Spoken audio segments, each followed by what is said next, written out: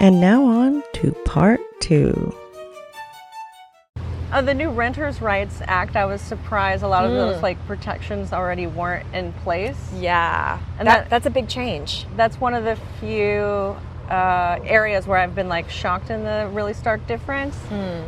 But I think here people had a lot of honor system with but that's also going into freehold and leasehold and stuff like that doesn't exist in the States. No. So still learning how that whole system exists, how it's set up, what structures, how far back it goes, how far back it goes, 1,000 years of a legal system and precedent, and how property ownership even works in the UK, which is, when you're dealing with feudalism, that is totally different than what's happened in the United States. Yeah, it's a totally different way of building up a bunch of property case law. The fact that you can own a house but not own the land underneath, that was honestly the most shocking thing to learn. One of my brothers-in-law works in property development in the US. He works in an area to provide affordable housing. We blew his brain when we told him that. The idea that you could own the house but not the land on it. Yeah. He was short-circuiting.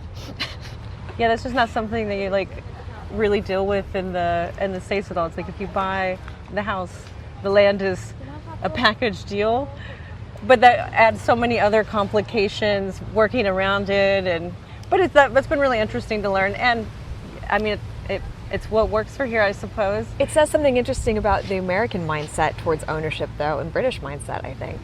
I guess so. Really, you think about it, yeah, we expect to own this land is my land. I came here and I took it. We have now a whole it's mine. song on that basis. That's, wow, yeah. And then also, just how places are sold here is different. I think the closest comparable thing in the States would be you can buy a condo, it would be the same as buying a flat in a building. Yeah. But having a building not have a overall management company, but you can each individually buy the units in the building and then figure out who shares the common space. So you can own a flat and pay rent to a landlord who owns perhaps multiple flats or the whole building, who is different from the person who owns the land that the building is on. Yeah. So many extra steps. Many extra steps. And then some buildings you do have to pay a management company to deal with gardening or communal spaces or something. Or aren't there some land leases that are 100 years or 1,000 years or something crazy? Yes. There's old land leases for that? Yes, or sometimes when you start looking, my husband and I have a goal to buy property someday. We'll see if it ever happens. But when you start looking at rental agreements or housing agreements or freehold purchases, you're oh, there are 250 years left on this 500-year-old leasehold. And it just varies from house to house on the same street. It's just such a fundamentally different way of looking at what you buy or what you own than I think in America. Yeah, it is. So that's really been the most surprising thing to learn. But I have always wondered especially seeing row houses here, what do you do if your neighbor doesn't maintain, because it's connected, then learning about share wall agreements, because my cousins in Devon, their neighbor wasn't maintaining their roof, and then they had to go into a shared wall agreement, and then they end up just paying for hers to be fixed because it would affect theirs anyway.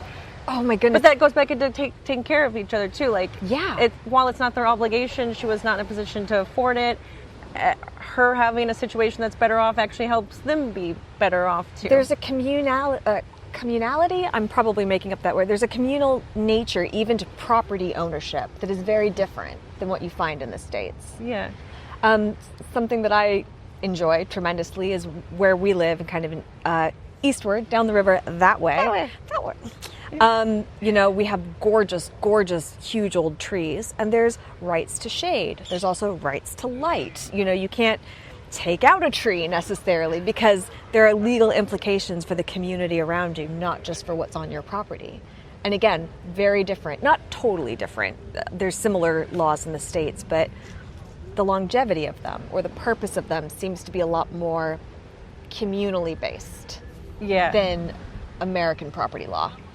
Yeah, the community, that's why you have, stand your ground laws in the States. Homeowners associations. Here. Oh, those are the devil. They are. And people hate those too. I will never I will never live in a community. The horror stories that come out of HOAs, like in the States, if you can, Oh, you might not know about this. Explain Yeah. for the people. What is a homeownership association and why are they the devil? So you could buy a house in a subdivision, own the land, own the house, but to live in this gated community or just this block, the community space is managed and the neighborhood's managed by what's called a homeowners association, or a HOA. And so then there are guidelines and rules with what color you can paint your house, how often your yard has to be trimmed, anything you can think of it. But somehow, in many areas, these regulations that the HOA, which are not lawyers, are legal government I was about elected to say, I am officials. iffy on the legal bindingness of some of these things. Some places they have been legally binding for some pretty sketchy stuff, and they can fine you to the point that they get the bank to repo your house. They can have your mortgage canceled. There was just a big case in Florida right now where a woman who is, I think, 24 or 27 had moved back in with her dad who lived in a 55 plus community. Okay. And she was taking care of him because he had terminal cancer. Whole community loves her. Nobody has any problem. He passed away and he left the house to her. Right. But the HOA has a 55 and up only community guidelines. Which influences what this man can do with property he owns. He owns. And land he owns. So they voted to remove her from the house, of a house she owns. And even though everyone in the community came together, came to the meeting, said they don't mind her being there, they love having her there, she's quiet, she doesn't make any issue. Now it's in courts going back and forth. And the funniest part about that is everyone who is a member of the HOA has to pay $1,000 extra a month for the next month payment so that the HOA can sue her. So even she has to pay $1,000 more the next month for the HOA fee to pay for them to sue her. Not only that, the community, which likes her and supports her, has to pay for punitive lawsuits against her. That they don't even want to take out. America is a silly place. Yeah. Yeah. Okay, well, that brings me on to community. Like, you've been here for a year, I've been here for 15. What's your take on community, kind of as a concept here that you've witnessed, especially through the interviews that you've done? I mean, it's like tight-knit, you know? I do enjoy that people respect privacy here, for sure. Definitely. But I think that at first... There is a bit of, like, neighborly nosiness, though, that I find. I mean, that's exactly like Kentucky, girl. You're like, did you see who? I didn't recognize that truck in Linda's driveway, but that wasn't her husband's truck. There's a little bit of peeking out the windows from behind the curtains just to see what your neighbor's doing. Yeah. But I think a lot of people when you hear that privacy is like, kept sacred here, Yeah. you think of it as people aren't speaking to each other, or they're quiet. I don't think that's the case at all. It's more that the details of your life aren't shared, but it doesn't mean you're not Privacy speaking. doesn't mean isolation. That's a really good way to put it. Yeah. Yeah, privacy doesn't mean isolation. And I find that in America, one often turns into the other. It's one or the other. Yeah, I wouldn't say, there's not very much in between. Not out, is he? Sorry, we're enjoying puppies. There's a cute little doggy. But like, people in demanding privacy end up self-isolating in America, or they behave in ways that create laws or expectations that make community harder, I find. And then just the physical distance from each other. Girl, say more, because when I was in Utah for like the last week and a half, we had to drive everywhere. Like, there is no walkable areas, or if there was, there's lovely walkable areas in Salt Lake City, but you have to drive to them in order to get there. Whereas I think we spoke in our last chat, like, there's a high street around the corner from me with grocers and pubs and, a good Indian takeaway and like all of the things that you need. And I live right by a green space where I walk my dog every day. And I've made friends at the dog park just by walking around. Tizzy has her buddies. It's a lot of fun. But car culture, man. Car culture. You're just already naturally isolated when you're in your little metal cube. Yeah. And then I'm not trying to disparage Utah entirely. My husband's from there. He's lovely. I'm terribly fond of him. My in-laws still live there. But every time I go back, I am struck by how different America feels to me, having lived out of it for such an extended period this time. So the things that feel different to you. Also, I just love you always hear like a million different languages. I know, around. we've had like 4 different languages pass by us. I love it. You were saying... Well, okay, before I lose that one train of thought. Yes, isolation versus privacy. But also the community part of American cities will say they're multicultural, but you have pockets. Everyone's Little self-segregating, self-isolating. Yeah. Whereas here, it truly is a multicultural city. Like, everyone lives together. Yeah. Like, there's not really... There are pockets, but over time they tend to bleed together, I find. Right. But I think also by having council housing, which is not... There is nothing comparable to that in the States. Nothing. That you can have low-income housing next to multi-million-dollar housing, and everyone really, truly has access to the same areas. Where in the States, the poorer, less nice areas get pushed further from the city center. Projects and council housing are not the same concepts. No, and most projects don't even exist anymore. No, but that was something I was talking about with my brother-in-law who works in that. How we were literally going into the history of council housing in the UK, particularly in the post-World War II period. And surprisingly, like I promise I didn't intend this, particularly in the area where we're filming. You know, really? Bermondsey was, I think, if I remember correctly, Bermondsey, Rotherhithe, this stretch of the riverfront was per capita the highest bombed areas of London in World War II. And that's because this area used to be the heart of London's shipping. This is where all of the goods coming into and out of London came from. This was a strategic port area. It wasn't militarily significant in the way that areas around, say, Dover were. But from a human logistics, supply chain management, and civilian population, this area was targeted so heavily by the Luftwaffe. And again, you can't see this, maybe we'll get some B-roll footage, but it was so heavily bombed that almost everything from a residential perspective is newer build. And some of the areas, the second apartment we lived in was on the river, just up that way. I can see it from here. But it wasn't redeveloped until the 90s. That's how long it took for some of these areas of this part of London to recover. Wow. Well, and a lot of it was council housing, just because that was a lot of the population that lived here. Yeah. Like, so my husband, while his mom is from London, he was born in the States, but he would come over here every summer growing up. And he talks about coming to London in the 90s, and there was just, it didn't look anything like this. No. If you look at photos even at the time, it just looks, there's no skyscrapers, there's no like really tall building, like it's unrecognizable. Yeah. But I love history, but I have to ignorantly admit that I didn't know that the UK forced America had forced the UK to pay its debts for World War II for us helping until 2012? We need to talk about the Marshall Plan. And actually some of you lovely people in my comments have talked about this because I've been very open about being a military brat. And actually my dad's job, one of his many jobs, but the reason that I lived in Europe as a young girl, we moved here just after the Berlin Wall came down. And my dad's role was in shutting down a lot of the military bases in Europe and North Africa that had been built up during the Cold War and returning them to their home nations. Oh, wow. And again, you and I chat about this all the time, and I've gone into other videos, maybe we'll link some of them somewhere, but there is a history.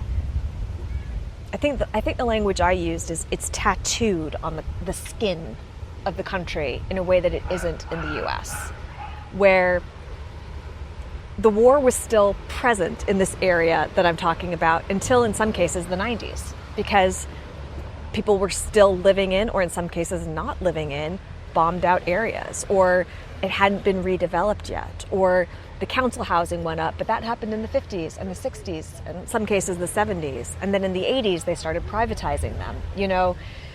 So there's been a recovery period, or waves of recovery, that I just don't think map onto America cleanly in the same way as you can see. I mean, here the in only UK. war we've ever had on our land was against each other. That's not true. We were beefing with the British in 1812, but now we're bros. True, but at the same time, nothing was like buildings like this built up where they were like destroyed, or that it was hundreds of years old and densely built, that it had to be restructured. Like we were still in the process of like pre-construction. We were doing our best. Yeah, we were still like leveling out the ground before we poured the foundation by the point of all of those. So it's just, yeah, it's not. And you're from Kentucky, and my family's from Virginia. So that the East Coast used to be the frontier. Yeah. I mean, the house I grew up in, my grandparents bought these two houses side by side in the early 50s.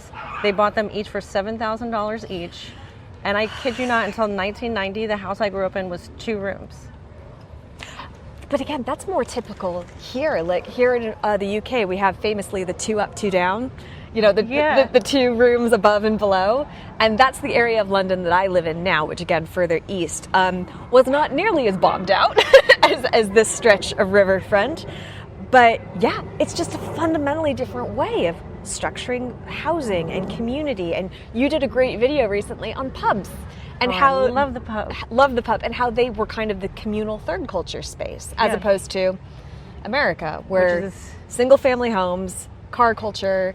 Yeah, where's the third space? Where's the third space? The gas station or the petrol station? Like, woo! But I think you can have smaller places to live in here because, like you said too, the high street has a pub, a grocer, little shops, an everything. Indian takeaway. Very important. Indian takeaway. Very important to my happiness. How many green spaces, open spaces, parks? Like, you just don't have those things right out your front door in the States. You have to get in your car and seek them out. Whereas your place here is really kind of just where you keep your things and go to sleep at night. Yeah. But the world is your living room. Yeah. Like, what the hell? Well, to your point, you were mentioning the skyline. Again, when I moved here 15 years ago, a lot of those buildings didn't exist yet or were in the process of being built. So I've literally watched the skyline change. Like, the Shard was not completed, I don't think, when really? Jeff and The I moved Shard in there. I don't think so. I'm pretty sure it was still under construction, you know, but Jeff and my first apartment was that way, and we could see the Shard kind of going up and getting finished. So we lived in to your earlier point, a tiny shoebox of an apartment. It was a 1-bed. It should have been a studio. Like, that wall didn't need to exist, and our lifestyle would have been a lot better. But that tiny little apartment, former council housing, this was my view. Tain't too bad. Tain't too bad. No, not at too all. Bad. Well, okay. A few more questions from me, Madam Interviewer. Having interviewed a bunch of people now with different lengths and what have you, what is your thoughts about staying here permanently? Is that the goal? Do you want to still have a relationship with the States in some way? Like I gotta play, as a person who does camera, I'm like, I gotta play into my light right here. Oh, the universe conspires. I don't want to be backlit all weird. No. I never want to go back. Are you kidding? Same girl, same. As long as I can remember, I've always wanted to travel the world and see places. I am from Kentucky, but I always wanted to move to California. I did that. There's nowhere else in the States I'd want to live. And with the tone and temperature and the way of life, I think when some of the people I've interviewed moving here, they didn't know it would be so different. They didn't know healthcare could work like this. Yes. They didn't know this. I knew it, but I felt like I've been taking crazy pills being in America, because once I started learning about other places in the world in my early 20s, like, they have universal what? Everybody just goes, I don't even have health insurance. I could have just gone to the doctor. Wait, they can go to college or university for free, but if this is my student loan, what the F are we doing here? So for me, I never want to return. I've never had intentions. When we made this move, it was to be permanent. Yeah. And that is, the goal. Well, as someone who's a few more years into the process, like, same. It's odd because I don't necessarily want to give up my American citizenship. Like, you don't have to. You don't have. Well, you say that. Like, the State Department of the United States has tweeted a few things, and the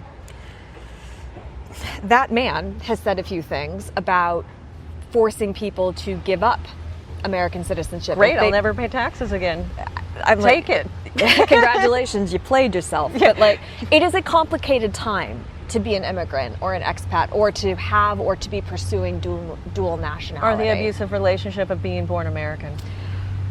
Girl. Okay, so we're hanging out again, because we're going to dive into that one a bit more. But it is not a small thing.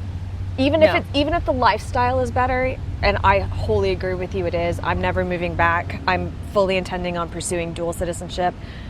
The only reason we haven't is, again, because of the expense and the paperwork. I'll be perfectly blunt, but also because at time of recording, our country's doing weird things, and I don't feel safe to go back. I don't always feel safe to go back either. And every time I go back, I feel a little bit more distant from it, even though, and again, we've talked about this, I still feel American in some very important ways, and I think I always will. But it hasn't been home to me in a long time. But I still have a fondness for it. It's familiar. It's familiar, and I care about what's going on there, because I always will care about what's going on. And I also know that moving here, incredibly lucky to have that opportunity. We are so privileged. I don't take that for granted for a second. And I didn't grow up with money. Like I said, my grandparents bought these 2 houses for $7,000, and the house I lived in until we built on a kitchen in 1990 was a 2-room farmhouse on the edge of a cornfield. My grandpa was a sheep farmer. Yeah. The fact that I am even here is statistically unlikely.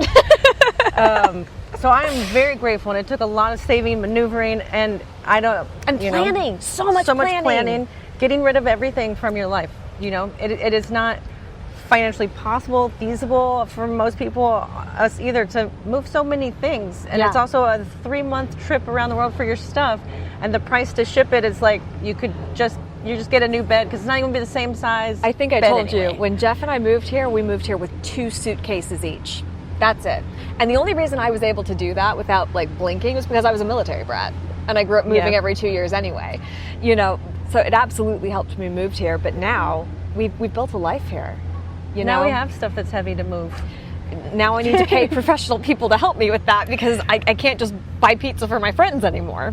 I did see a funny little screenshot of someone from Japan that just moved to America. I know exactly what you're telling me. Tell the people. This is so charming. Maybe we'll put some images on the screen or something, because this delighted me. It made my heart so warm, and I think it really represents America, whereas at its best. At its best. Because our best. government is absolutely garbage. And I know I will say that loud and proud. I've always thought our government is garbage. Our culture is kind of whack. But we have to, when we can find each other outside of our cars, help each other. And there's always someone with a truck who will tell help the story. you move. Tell the story, because this is going to be the perfect note to end on, because it is our nation state at its best, and hopefully what we bring and when justifies we come here. why people have trucks. There we I go. know everyone over is like, why does everybody got a truck? We will tell you why Americans have trucks. So this guy had bought a bed offline, I think probably Craigslist or Marketplace or whatever, and he realized he had no way to pick up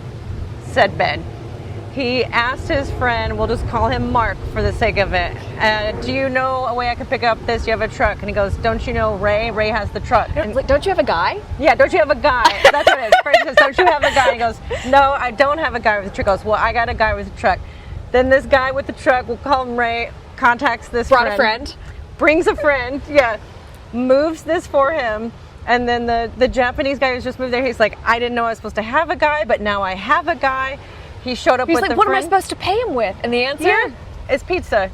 He just buys him pizza. And then the next week, after they've moved his stuff, Ray calls him, and now it's his turn to help him move somebody else's stuff. Now with he's his truck. Now he's somebody's guy. No, I know I butchered that without it, because it's a 4-page thing. You nailed it. But it was just so perfect. Sweet. Yeah. And now, and the honor the guy felt, he's like, now I'm someone's guy. Do you know what though? Okay, and I promise I am going to wrap this up now. I think that's why you started this, that people are so eager to share their stories. I think with the expat or the immigrant community, there's a little bit about just becoming the guy for someone else. You've done something, you have some answers, or someone helped you at some point. Oh, absolutely. And there's a little bit about paying it forward. Do you think that's true? Absolutely. I've always felt that way. Even if people haven't helped me, I naturally want to help people. And if I've been in this experience and I learned something from it and it's helpful to you, and I feel like moving here too is so helpful. I reached out to Kaylin from Gone Girl London when I first started my channel, just chatting about that, and she was super helpful, gave me so many answers. Turns out we have almost the same birthday. It's 1 day apart. I love it. Different years. She's younger, but I love it. But I feel like people here have been just so helpful, and that's what I want to do, and I feel that's the point. Literally, I just commented on a video that I liked what she was doing, and she was like, email me. And now we're friends. You know, there is something to be said about the aggressive community building that we do, in spite of our home nation's home training, if you will. It is. It's like when you look at like at home in America in specific situations, I can think of the guy I know with the truck. I can think of so many people, but I also feel like my hometown was a really unique experience, being only 23,000 people from the whole county. Yeah. That everyone is probably cousins in some way, honestly. Separate problem. Yeah. Kissing cousins is what they always say about Kentucky. But that people were helpful. And I can't even say when I moved to LA that people weren't helpful. People were absolutely helpful. I think innately, no matter what the internet wants to say, whatever crap is on Twitter or X or whatever it's calling itself this week, people innately want to help each other and they want a sense of community. And a lot of those rage-filled things online are people who are actually just lonely looking for friends. 100%. I mean, to wrap up, like, I think that Britain, because it's older, because it has these heritage elements, these cultural elements that it's preserved so beautifully, it has been better at creating space for community in a way that America isn't. But America, at its best, still has that drive towards community. And I think that's why so many of us Americans abroad end up finding each other. Because we're like, we see each other and we're like, you too! Yeah. And I think the American way is like, people want to connect, but what they tell you growing up is only one person can have all of everything. Only and you're in competition. You're competing forever against each other. And that's why the income inequality gap is far bigger there than it is here. Whereas here, the sense is there's enough to share. And I need to look after my roof because I'm also looking after yours. Yeah. See what we did there? Yeah. See how we tied that all together? It's all our roof. It's our roof. Yeah. Well, if it rains on you, it rains on me. Thank you for spending time in our living room. Not too bad, not too bad. I think we have to like check out some pubs nearby. Oh no, oh tragedy again, oh calamity. Maybe if we're lucky, we'll bring the people along with us. I'm gonna attempt. I got this fancy new tripod that's supposed to follow us. So it's very impressive. See how much you see just up my nose or actually of what we're doing. We'll figure it out. But I love meeting up with you. Me too. Oh my God. Let's not fall into the river. The tide has come up so much. It has, but we will absolutely do this again because we like hanging out. But we'll get more organized on we're gonna do this into a podcast regularly. We got some ideas. Preview of coming attractions. Also, if there's anything you specifically want us to talk about, like any topics that you want us to tackle, any questions that you have, because we can ramble about anything for a long time. and we have. But if you want to help us provide some structure, what do you want to chat with us about? Because you guys are always really lovely in the comments too. And you guys are part of the community. So look, see what we did there? Tiny little bow. Look, tiny little bow. Okay, pint time. Bye. All right, I swear to God, if that didn't record. Thank you for watching. Please like and subscribe both of our channels, and we'll see you in the next one.